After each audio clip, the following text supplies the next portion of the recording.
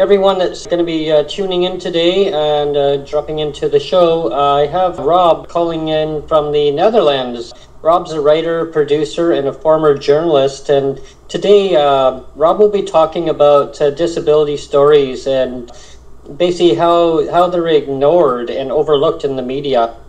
And it's a great pleasure, Rob, for having you on my show as an ally, and these important issues that need to be discussed, and lived experience, and also what you're going through in your life regarding your wife who has ME slash CFS. I was wondering if you could maybe tell us about what the terminology stands for, the ME and CFS, just so anyone who's not familiar with that terminology.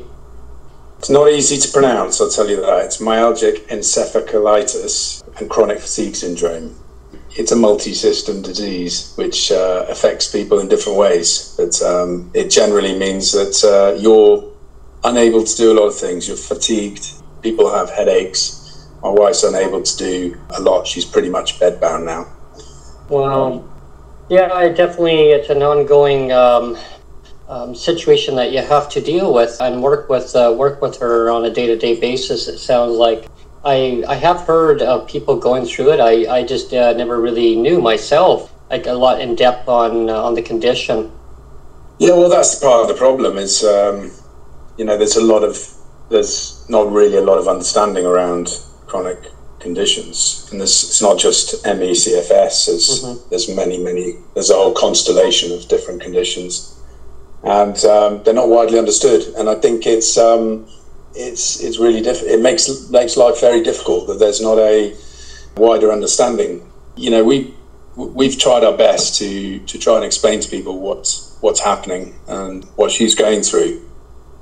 Yes, definitely, like a lived experience of knowing what the person goes through, because everyone has their own different experiences on what the conditions are, and what they how they can describe, and they on a day-to-day basis, for sure. Definitely a lot of advocacy for sure going forward with that. I mean, bringing that to people's attention on, like, anyone can become disabled at any point in time in their life, and either born with a disability or develop different disabilities in their life as we age, right? Population ages, and one accident or a condition that develops, and then we're in a situation where we have to adapt to the new circumstances, for sure. People with disabilities are quite often overlooked, for sure, in the media. Their stories are being told of what they go through, and maybe they're not eye-catching, or they're just not interested in wanting to pursue the stories from a journalist point of view. If you could maybe talk about that would be great. One of the problems is that this has been going on for a long time, that these conditions are not widely recognised or widely written about or talked about. ME's been around since for 50 years now, and the problem is that we don't seem to be any further along in terms of understanding from a wider number of people in the community. We've got to a point now where it's incredibly difficult to kind of connect with. A lot of people are getting lots of different conditions, and I think there's more awareness growing now, but it's becoming something that's difficult to kind of comprehend. But we didn't, we started off really with a few years ago, Marilyn, when she was not well, she's had ME now for 5 years, so she's bedbound. But that is a reality which is pretty bleak. She can't really look after our kids anymore. She doesn't really leave her own bedroom, and she can't stand noise, gets regular headaches, and exhausted after minor activities. But the problem is, this is a condition that's not easily diagnosed, and there are no treatments. And that's part of just the reality of living with it. It's a real struggle to make sense of it all, because you have a previous possibly healthy life that you're mourning, and you have to contend with this condition which is unsolvable. And that's just her life. But I think, for me, I was motivated I think advocacy is really, really important. You do have to, for me, I didn't talk much about it to start with. And then I thought, well, it's important to share your stories and to find ways to get out there and talk to people and educate people. Because if you don't, and you really are stuck in a fairly bleak reality. And I think that is one of the difficult things. I mean, the ME community is it's incredibly active online. They are amazing advocates. There's patients sitting there every single day trying to educate people and to explain to them that what their condition is, and to raise awareness, to raise funds so that there's more research devoted to finding a cure or finding a biomarker so that they can have diagnostic tests to be able to prove that ME's a real thing, because that's part of the problem as well.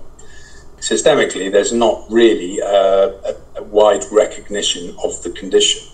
And that is a problem that every ME patient comes up against. Last year, the reason I kind of started writing, the reason I started talking about this was because in the middle of the pandemic, we got a phone call from the government benefits agency, and they said they were going to remove her benefits. Now that came out of nowhere. They called up, and they said, "Yeah, sorry, we're going to remove the disability support that we've provided to you." And yeah, for me, it was crazy. And I looked at it, I thought, this phone call came out of nowhere. It was very short. I ran downstairs. She's crying on the living room floor. And over those few days, I started to just think, well, this is not right. So I started writing, really as a therapy in itself, just to make sense of a really strange situation. Initially, I thought this is obviously a mistake. It's an administrative error. Perhaps we'll just, things will work itself out. We'll get this sorted out, and everything will work out fine. And those are things that you naturally feel. I mean, that's the talk of somebody who's not experienced disability and has not experienced this process before. So I looked at it and thought, well, I'm sure this will work out, but actually it didn't. We appealed to the government and we won with the help of a lawyer, and benefits got reinstated in July.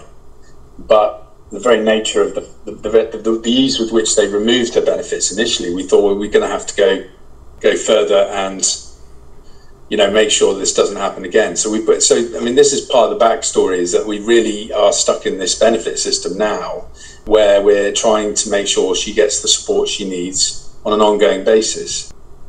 And the possibility is always there, and this applies to anyone with a chronic condition, is that your benefits can be removed on a whim, or if they're not continuous, that every year their benefits can be stripped of you, which has happened to patients in the Netherlands. So we're relying on them to understand a condition, and we don't know what they know or how they're educating themselves, but they can come in and strip someone of their benefits in the middle of a pandemic, and they can say, we don't think you're disabled. And what happened with us is that the bar is set so unreasonably high to prove otherwise. So what happens is they start delegitimizing your condition. ME experts get ignored. ME tests that you've done to prove your condition exists get dismissed.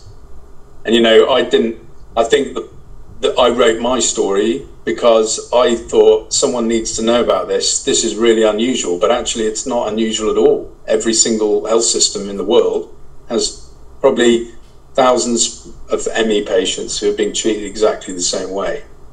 And this is just the way things roll. And patients here who've become friends of mine as advocates just said, well, yeah, that's the way it is, Rob. Welcome to our world. I reached out for help and advice, and it's really clear that there's, this is the way the system works. And while there's pressure always on benefits agencies in all countries to kind of correct their course, it's not like anything's really changed in the last few years. And the way I see it, advocacy is essential to get them to change course and to shame systems in the way that they treat patients with chronic conditions. Because they're quite happy, definitely the case is here, so it's quite easy to carry on ignoring the real characteristics of the disease and to make these decisions day in, day out. And it's a very cruel and traumatic process that they put patients through. When I was writing, I read that story last year, and I remember thinking, well, I don't think, this is really part of therapy, and also to represent Murray Lane and make sure people know what's going on. Also to tell people in my own circle, my friends and family, what's happening. Because people ask you questions every day. People ask you whether someone's going to get better. And people want to know. You kind of have to keep talking, and you have to keep having something to show to them. This is the way it kind of works. And for me, I think the role of advocacy is really important in picking apart the way these systems get put together and the way decisions get made. Biggest myth is that this system is just the way it works, and that this is always going to be the way it works. There's human beings in these agencies who make decisions.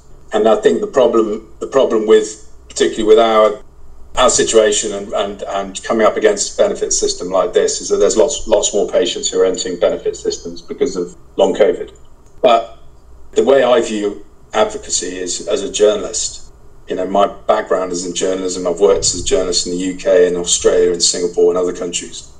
So writing a story for me was quite an easy thing to do. And I trained in news media.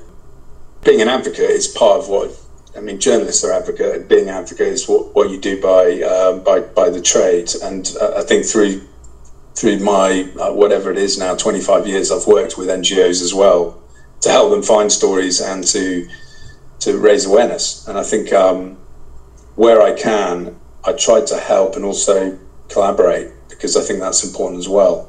Whether it's with patient groups in this case, to support patient groups as they struggle really to raise awareness as well. Bear in mind that ME, a lot of people who are advocates for ME have ME themselves. A lot of them are low on energy or aren't able to devote lots and lots of time to doing activities like this. It's fine, they can advocate on Twitter, but putting a big story together or developing or making a film or something like that is really quite it's quite a lot to ask.